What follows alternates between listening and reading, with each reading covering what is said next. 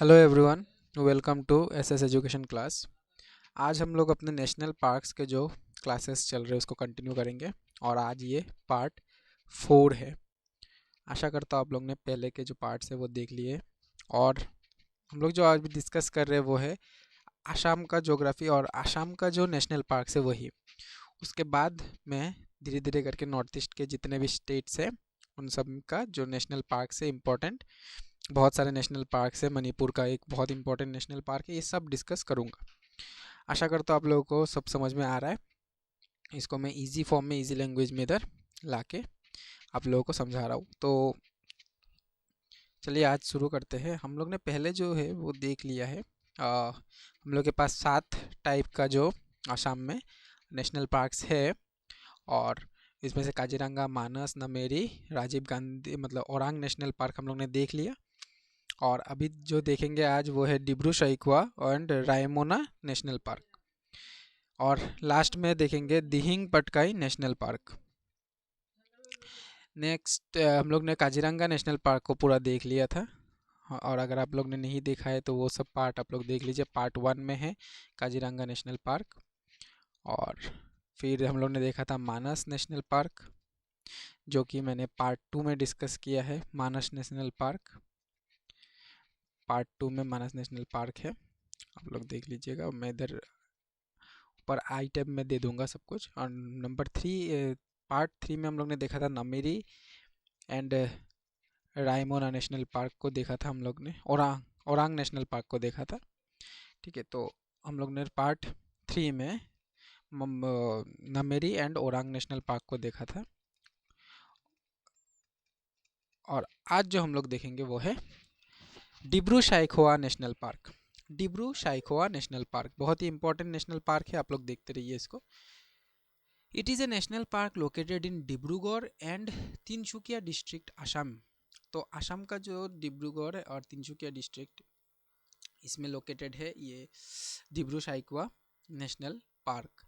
It was designated as a biosphere reserve in July 1997 with an area of 765 kilometre square. Biosphere reserve का जो area था वो 765 kilometre square था।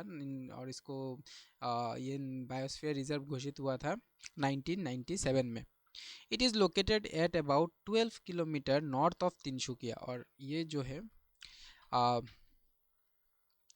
It is located at about 12 kilometre north of Tinsukia. Tinsukia से 12 kilometre दूर है, north की तरफ है। The park is bounded by the Brahmaputra and the Lohit rivers in the north.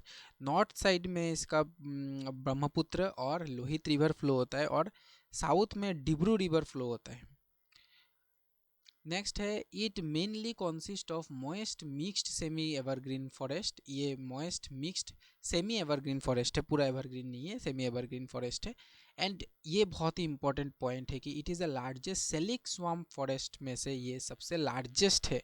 अगर आप लोग देखेंगे तो ये भी एक क्वेश्चन हो सकता है कि which is the largest salix swamp forest in the world. तो ये हो जाएगा in the in eastern India, in north eastern India में सबसे जो बड़ा सेलिक्स स्वयं फॉरेस्ट है वो कौन सा है, वो है डिब्रू सैखोवा नेशनल पार्क। तो ये आप लोग एक इम्पॉर्टेंट क्वेश्चन है, याद रख सकते हैं। The area was declared as Dibru reserve forest in 1890 में इसको डिब्रू रिजर्व फॉरेस्ट के नाम से डिक्लेयर किया गया था।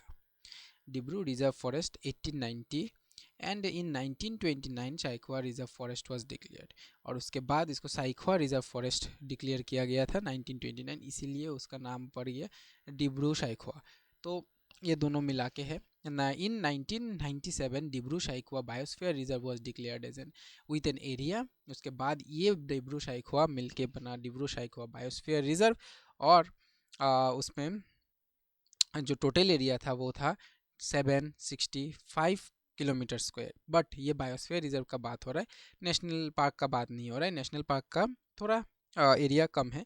इन 1999 द 340 उस पार्ट का 340 किलोमीटर स्क्वायर, 765 में से 340 किलोमीटर स्क्वायर का जो इतना एरिया था उसको नेशनल पार्क घोषित किया गया था। तो 1999 में याद रखना है। ओरिजिनली क्रिएटेड टू, ये जो बायोस्फीयर रिजर्व है ये किस लिए क्रिएट किया गया था, ये कंजर्व करने के लिए, बचाने के लिए white winged wood duck. The park is also home to other rare creatures, उसमें और अदर क्रिएचर्स भी है जैसे कि water buffalo, black breasted parrotbill, tiger and capped langur. तो हम लोग को वो सन बहुत याद रखना है, मतलब ईयर्स कब कब कौन सा उसको डेजिग्नेशन मिला था, तो ये वाला बहुत इंपॉर्टेंट है, हो जाता है कौन से ईयर में मिला था। फिर जो नेक्स्ट है कि इसमें और कुछ कुछ स्पेशीज हम लोग को दिखाई देते हैं। इनमें से सब तो याद नहीं रखना है, बस आप लोगों को कुछ सीखना भी नहीं है, बस आप लोग अगर ऊपर ऊपर से याद रहेंगे तो अच्छा है, क्योंकि कभी कभार काम आ जाता है। तो इसमें क्या क्या स्पेसीज मिलता है? Bengal tiger, Indian leopard, clouded leopard, jungle cat, sloth bear, dhole, small Indian civet, Malayan giant squirrel, Chinese pangolin, Ganges dolphin. Ganges dolphin हम लोग का इंडिया का जो नेशनल जो हम लोग का फिश है ना, उसमें भी माना जाता है। तो आप लोग याद रखना, रिवर में से तो हम लोग जो ये मानते हैं नेशनल गेंगेस डॉल्फिन आप लोग को याद रखना है। Slow loris, pig tailed macaque, Assamese macaque, rhesus macaque, capped langur, hoolock gibbon, Asian elephant, wild boar, sambar deer, hog deer, barking deer, Asiatic water buffalo and feral horse. ये फेरल हॉर्स भी इसमें मिलता है। ओके, तो ये important है, Feral horse को आप लोग याद रखना। और गेंगेस डॉल्फिन भी इधर मिलता है। अच्छा, बंगाल टाइगर भी है। तो it is located in extreme western part of Assam. Assam का एक्सट्रीम वेस्टर्न पार्ट में है, ये सबसे नीचे है, मतलब वेस्टर्न पार्ट में, वो नीचे नहीं, मतलब वेस्ट साइड में है, आसाम के वेस्ट साइड में है, एक्सट्रीम वेस्ट में।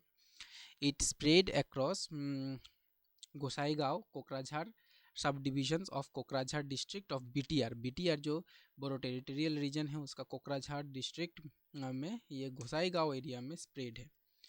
It was declared a national park on 5 June 2021 by announcement of ये नेशनल पार्क घोषित किया गया है 2021 में national Assam chief minister Himanta Biswa Sharma on the occasion of world environment day. ये रायमोना का बात हो रहा है। तो एट गांधी मंडप गुवाहाटी में इन्होंने वर्ल्ड एनवायरनमेंट डे में नेशनल पार्क रिसेंटली ये और उसके बाद वाला जो है दिहिंग पटकाई जो लास्ट ईयर हम लोग को पता है कि ये करंट अफेयर्स में भी था, तो इसीलिए हम लोग को ये पता चला कि 5 जून जो आसाम के चीफ मिनिस्टर हैं हम लोग के हिमंत बिश्व शर्मा जी, उन्होंने वर्ल्ड एनवायरनमेंट डे में गांधी मंडप पे इसको नेशनल पार्क घोषित किया रायमोना नेशनल पार्क के हिसाब से। तो नेक्स्ट जो है on 9 June 2021 it became a national park. उसके बाद 9 जून 2021 में ये नेशनल पार्क बन गया, Raimona national park. Okay, next जो है हम लोग देखते हैं कि it is extended to an area of 422 kilometre square. इसका एरिया कितना है? 422 kilometre square. And the present Raimona national park was originally recommended as Ripu Chirang. इसका पहले नाम था Ripu Chirang wildlife sanctuary, being part of Ripu reserve forest and Chirang reserve forest. तो इसका ये सब दो नाम था, Ripu Chirang wildlife sanctuary being part of Ripu reserve forest and Chirang reserve forest का पार्ट था, इसीलिए इसका नाम रिपू चिराग था पहले। बाद में इसका नाम फिर बाद में इसका नाम किया गया रायमोना नेशनल पार्क। तो it was also a part of Chirang Ripu elephant reserve का भी ये एक पार्ट है। तो it is also a part of Chirang Ripu elephant reserve. तो आशा करता हूँ आप लोगों को सब कुछ समझ में आया होगा। इसमें बहुत सारे इंपॉर्टेंट चीज़ हम लोग ने देखा कि क्या क्या क्वेश्चन बन सकता है जो डिब्रू साइखोवा और रायमोना नेशनल पार्क से। डिब्रू साइखोवा तो आप लोगों को याद रखना है कौन सा डिस्ट्रिक्ट में फैला हुआ है, और ये बायोस्फीयर रिजर्व हुआ करता था, उसके बाद उसको स्टेटस मिला नेशनल पार्क का। तो बायोस्फीयर जो रिजर्व है वो बड़ा है और इसके साइड में ब्रह्मपुत्र है, ये सब आप लोग याद रखना है। और इसमें जो सबसे इंपॉर्टेंट है ये सेलेक्ट स्वाम्प फॉरेस्ट बोला जाता है, लार्जेस्ट ईस्टर्न इंडिया का, नॉर्थ ईस्टर्न इंडिया का, and the area was declared as Dibru reserve forest. अच्छा, तो ये सब याद रखना है। डिब्रू साइखोवा बायोस्फीयर रिजर्व ये कब घोषित किया गया था नेशनल पार्क? 1999 को, ये याद रखना है। और जो इन सबको थोड़ा थोड़ा देख लेने से हो जाएगा। और रायमोना नेशनल पार्क में हम लोगों को ये कौन सा जगह में फैला हुआ है ये याद रखना है, कोकराझार में है। और Gossaigaon and Kokrajhar sub division उसमें है। और ये नेशनल पार्क घोषित किया गया था 5 जून 2021 में रिसेंटली, तो ये याद रखना है। इसके बाद हम लोगों का 7 हुआ, मतलब पहले 5 हुआ करता था, अभी फिर बाद में इन दोनों के ऐड होने के बाद में हम लोगों का जो नेशनल पार्क है वो 7 हो गए। एक है Raimona national park and Dihing Patkai national park. तो ये 9 जून में बिकम नेशनल पार्क, 2021 में फिर नेशनल पार्क का वो दिया गया इसको स्टेटस। 5 जून में डिसाइड हुआ था, फिर 9 जून में ये नेशनल पार्क का स्टेटस मिल गया। फिर इसका जो ओरिजिनल नाम था Ripu Chirang wildlife century था, जिसके वजह से क्योंकि ये रिपू फॉरेस्ट और चिरांग रिवर फॉरेस्ट में, रिजर्व फॉरेस्ट में फैला हुआ है, इसीलिए it is also a part of Chirang Ripu elephant reserve, और ये चिरांग रिपू एलिफेंट रिजर्व का भी एक पार्ट है। तो आशा करता हूँ आप लोगों को समझ में आया है। आज के लिए इतना ही। जय हिंद, जय आसाम, थैंक यू।